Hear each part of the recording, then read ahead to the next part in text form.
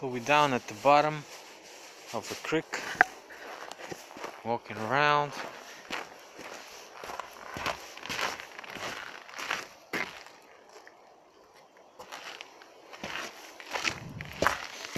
It has pretty much streams in it. All those streams, springs or whatever, were drinkable, but right now they write that they are not. But we don't want to try that, of course. They made such wooden pyramid here on the top of this hill.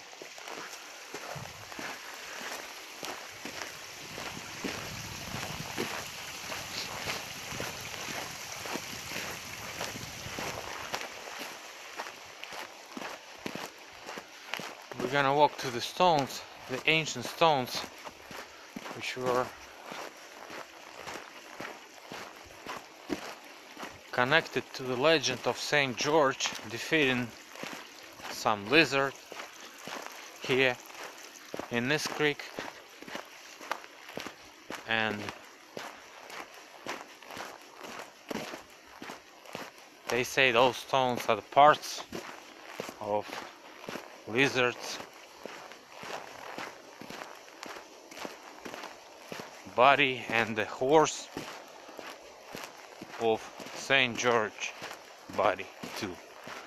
Maybe not. Some other legends say that this is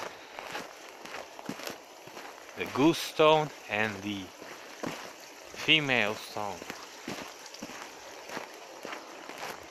So who knows who's right about that? This is called the Goose Creek. The Goose Creek. So maybe something connected to goose. I don't know. So one spring, another spring.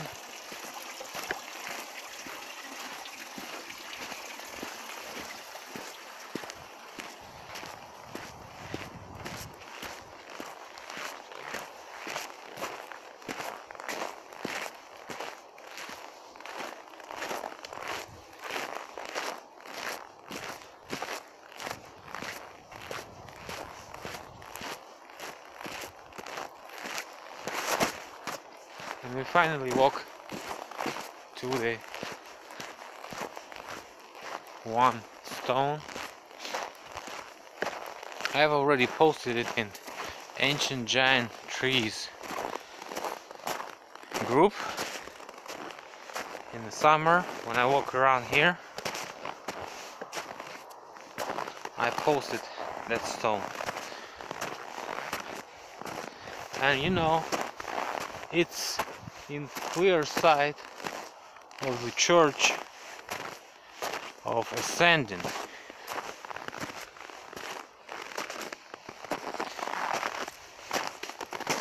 And it has pretty strange formations. You know, all people bring it here, bring coins, some, you know, some bread and stuff like that.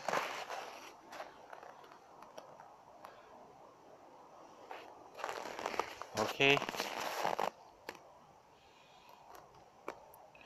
For me it looks like a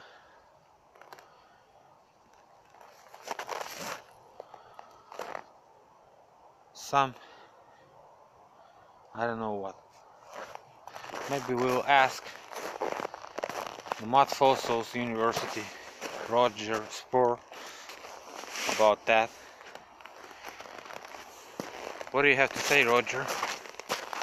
What is this?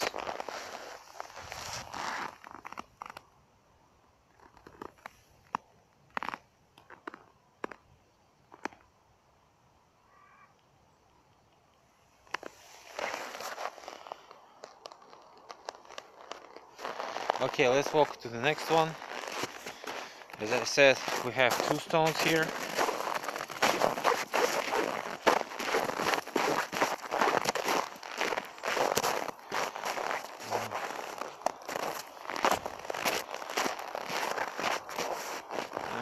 we're gonna do it, but we're gonna do it. Okay.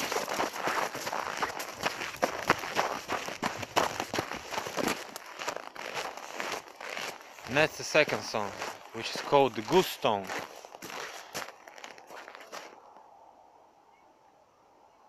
Monolithic quartz sandstone, totals in area about 1.5 square meters. Its greater part is hidden underground. In folk legends, the stone is known as a horse head. So as I've said, St. George horse head, maybe and maybe not.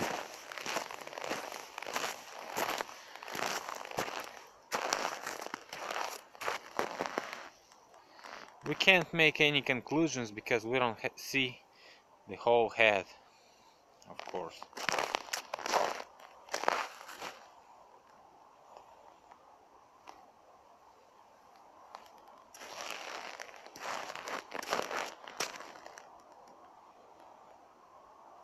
It's okay to come close and touch it.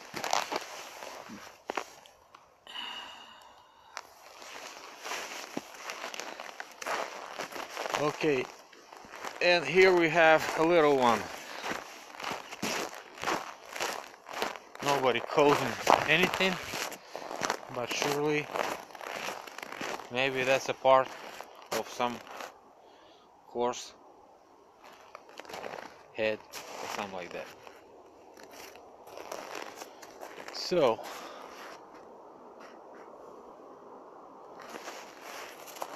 this place have much energy, as you see. There's a creek, there's a river, and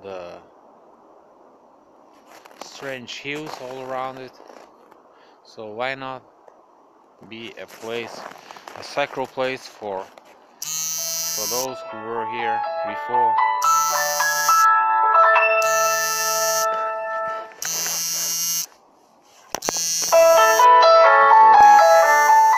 So we got up on the opposite hill from that beheading of John church. And so we walk to the next one, which is looking pretty Russian, pretty good for 16th to 17th century. I think it was built a little bit earlier because the type of architecture of the 17th century, we've already seen it. What was up? I think this church was built a little bit earlier, and it was actually built to glorify the victory of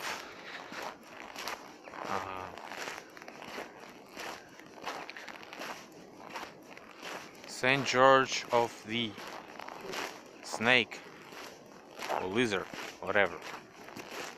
And those artifacts we've seen on the stones in the creek were like the sacral artifacts which this church was built about. And it has like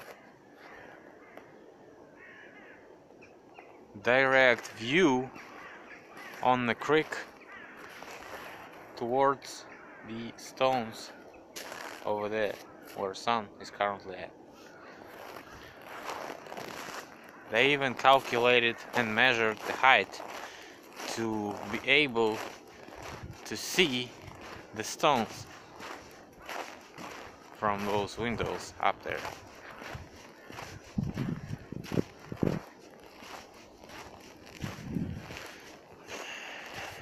It's a pretty cool place. It has great view, and this is actually the place where they say the Tsar's palace was located, the one which one was burned or something like that.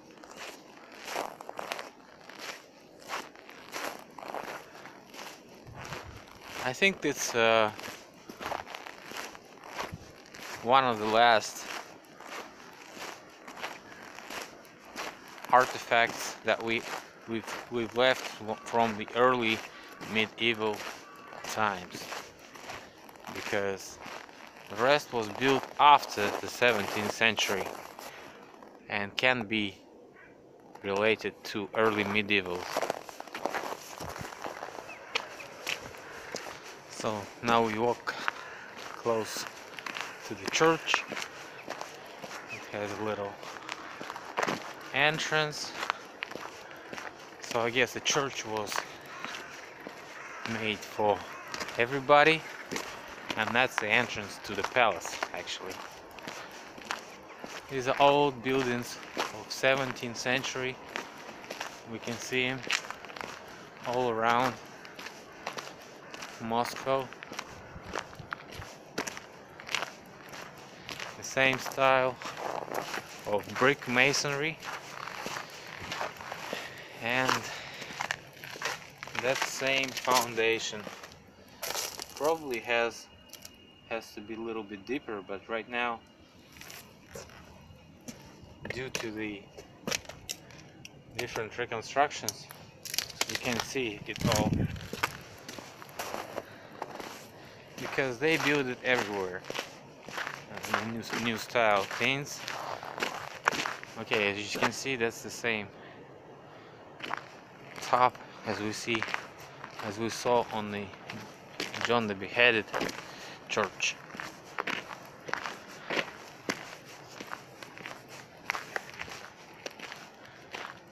So now this is called the Church of Ascension. Church of Ascension. Water Tower, Bell Tower, and St. George of Victoria's Church. So as I said, St. George.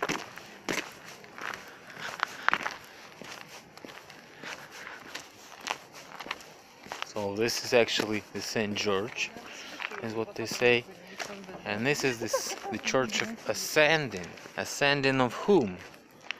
Actually, we don't know whom, but I guess that's Jesus Christ.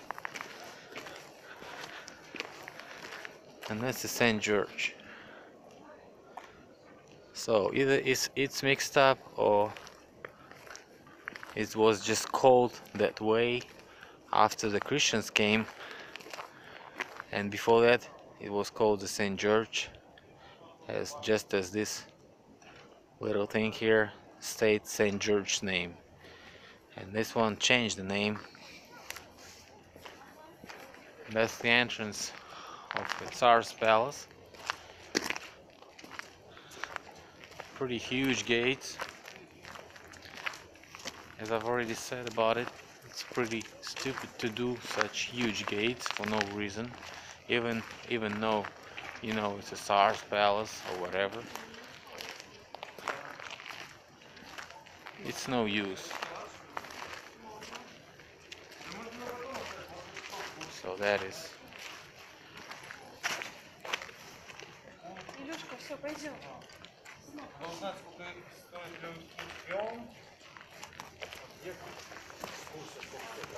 Front gate.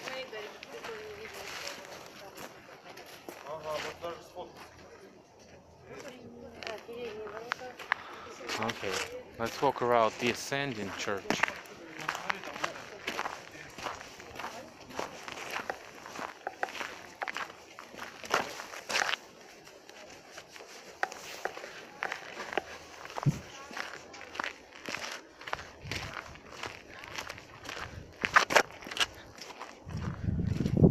It looks like a rocket type. That's the Russian architecture. It has a rocket type of architecture, and when I say Russian, I mean that it has a rocket type of something on top. And it looks like a rocket because it has all these, you know, constructions around it that are put before the takeoff.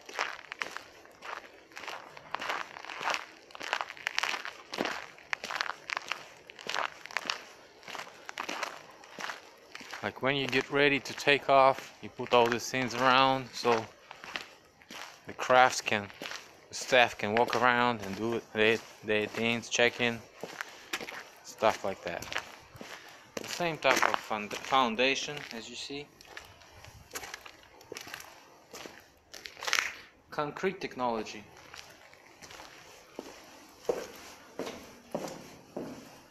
And brick masonry.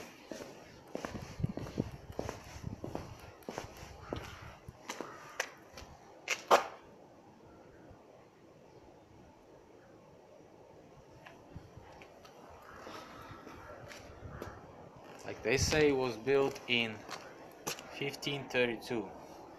I don't know. I think it's more early than that. Because the St. George victory was like 5,000 years ago.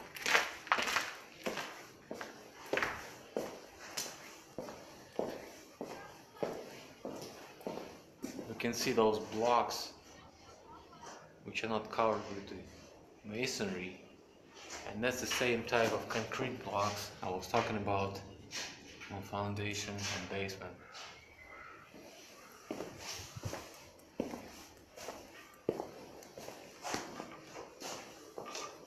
Iron, metal tints, for the purposes I've shown you in my video of ancient electricity.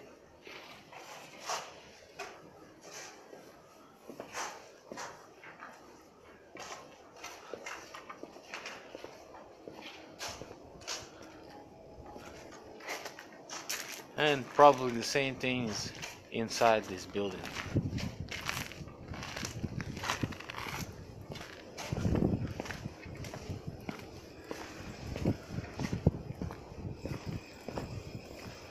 So that's what they say. It was built in 1532.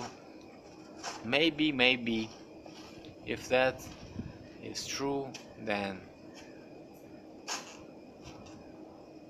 maybe it was reconstructed in that time and built all this masonry cover. I don't know. If you look inside, you're gonna see pretty thick walls.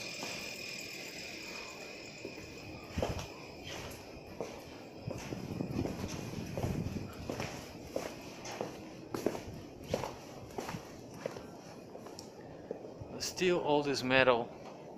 They say it's to reinforce, but I don't know how to reinforce such already reinforced thing, which is pretty. Why not have here no reinforcement here, the same thing, and here? Because it's on purpose, because it has all those minions to collect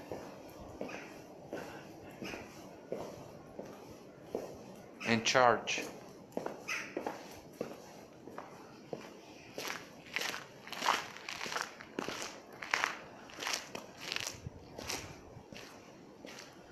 It's a pretty tall building.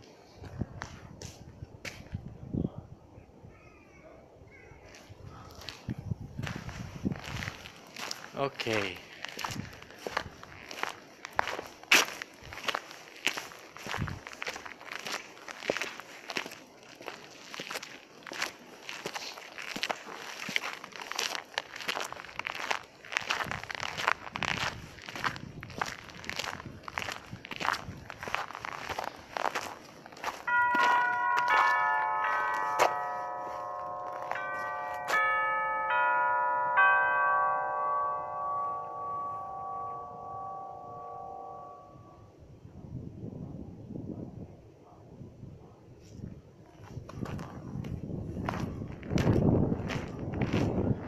They even call it a bell tower.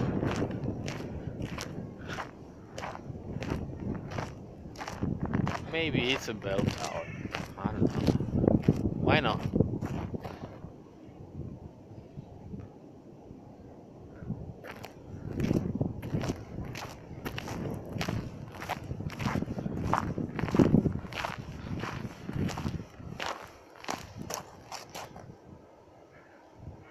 Water tower.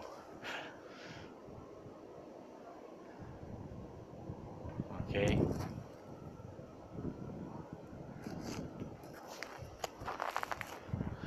So that's pretty it for Ascending Church. Let's walk to some other place. We're inside the palace, and here we have some interesting thing, which is called the household structure.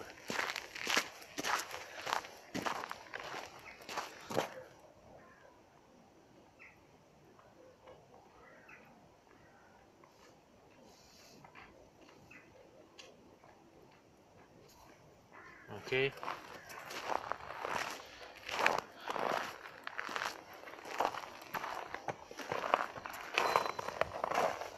It's pretty interesting.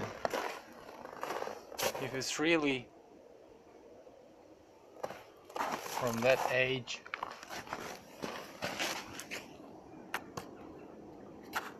I don't know. Looks like maybe 100 years ago, maybe two. But it has pretty huge wood.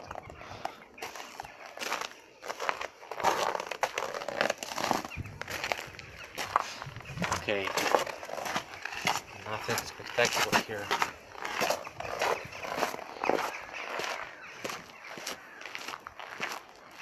So this is what I was trying to say. When they make some sightseeing place, they grab everything and pull it to that place, make that wooden rebuilt palace, make this household for some reason, maybe to make a decoration. So just make their sightseeing places look more, to be more trusted by the viewers, the visitors, and so on.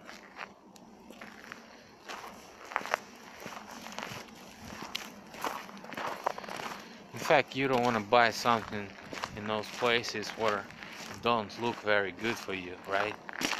So that's why they make all this fake stuff, all this fake reconstruction, which is definitely is pretty stupid.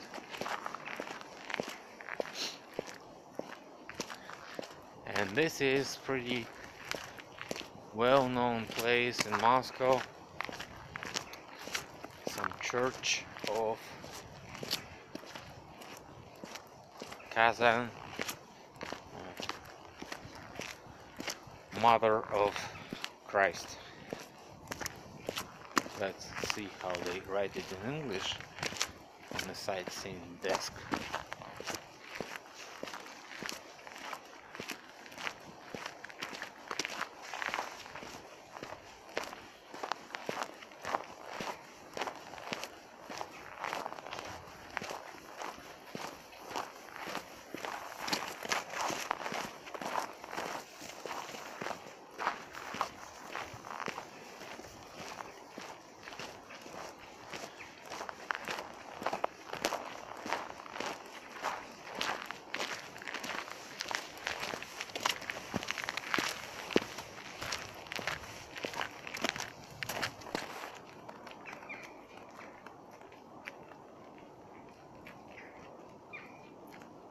Church of Our Lady of Kazan, but in fact in Russian it translates Церковь Казан, иконы Казанской Божьей Матери, so like the Church of Icon, the Kazan God Mother.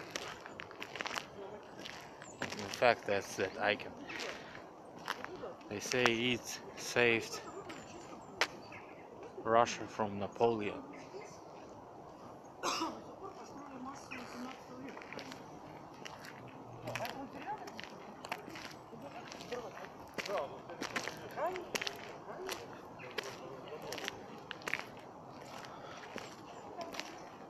It also says that it was built in the middle of 17th century.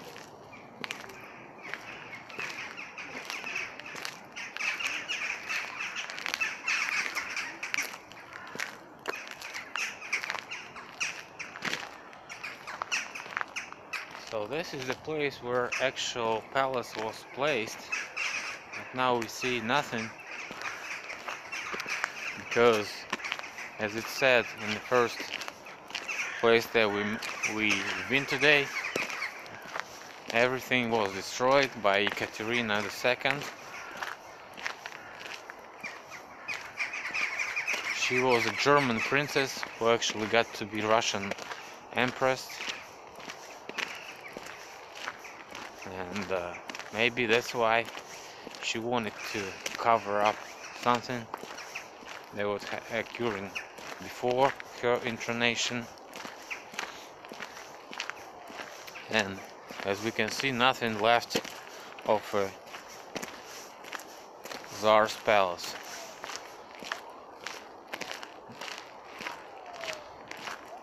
Just some fake things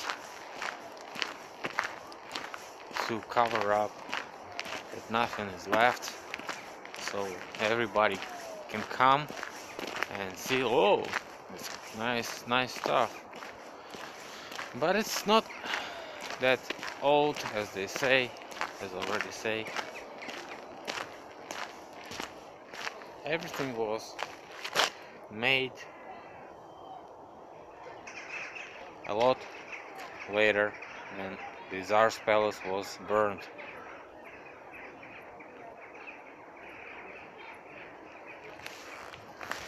Bunch of tourists coming on here, and of course they make money on showing this fake stuff. These are the ruins of something and so on, but we can see there's nothing here, completely nothing. Then showing only those plans, and that's it. Plans and old, as they say, foundations. But I don't see any foundations here. I see only fake, fraud stuff everywhere. No palace, nothing of it left.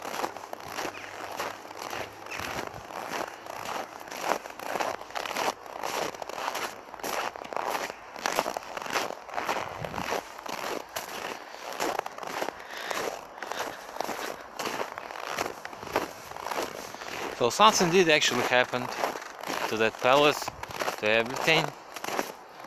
Only one church survived. The rocket church I showed you. Everything else is constructed after 16th century, and it was in 17th and 18th century.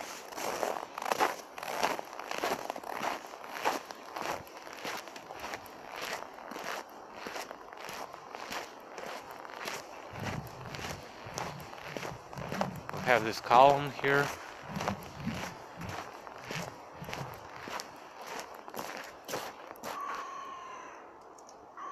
A memorial pole installed to commemorate the abolition of self-dome in Russia.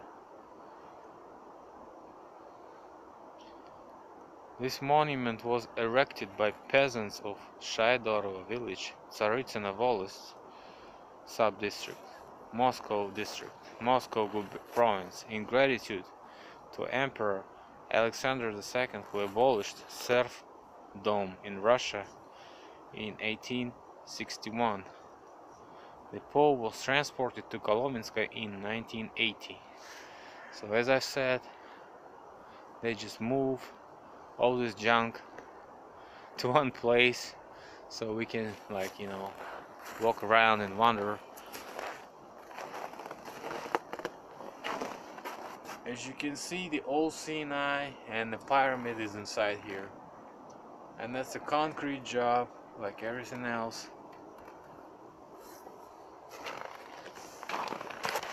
So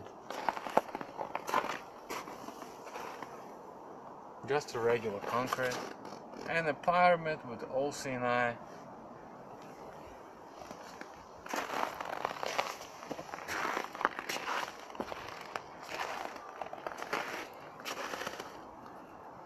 This is a form that they definitely used to make this concrete type of construction.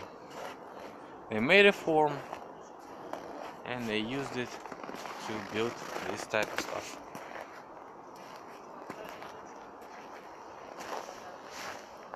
Okay, let's see.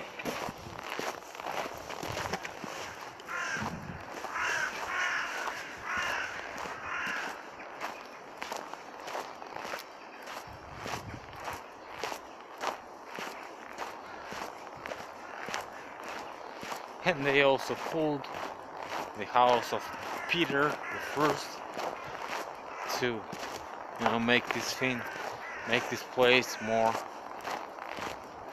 tourist-like place. Because as you can see, only two churches left.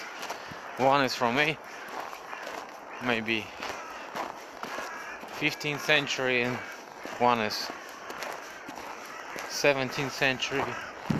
Two from 17th century.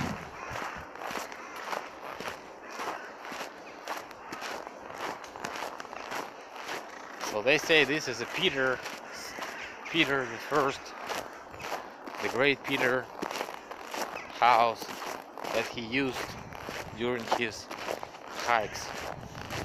And that's it. Just like that.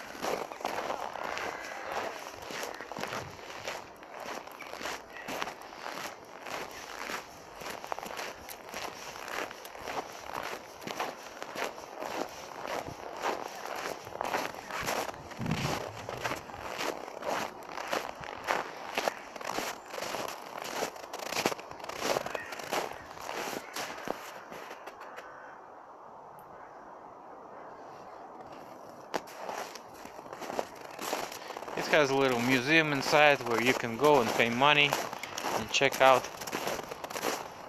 what's inside. But we don't want to do that because it's just fake. Everything is fake inside this type of museums, believe me, because this is completely ridiculous.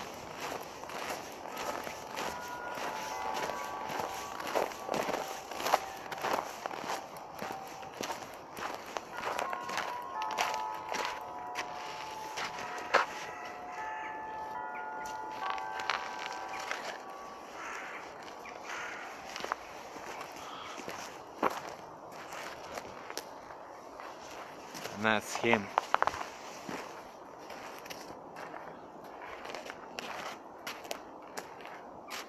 He was pretty tall.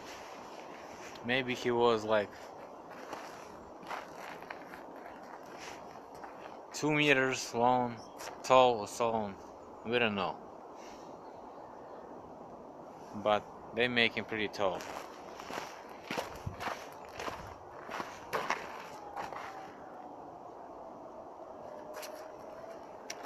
Okay, what's next? And the next, so we've seen today this Kolomenskoe park, we've seen these sightings, so that's it for today, and subscribe to my channel. Maybe I'll walk around Moscow a little bit more, have some time on that, and show you some more places. You can do it the same way, make your own videos about what you can see, where the lights are, and do your research, of course, because without research life is blind.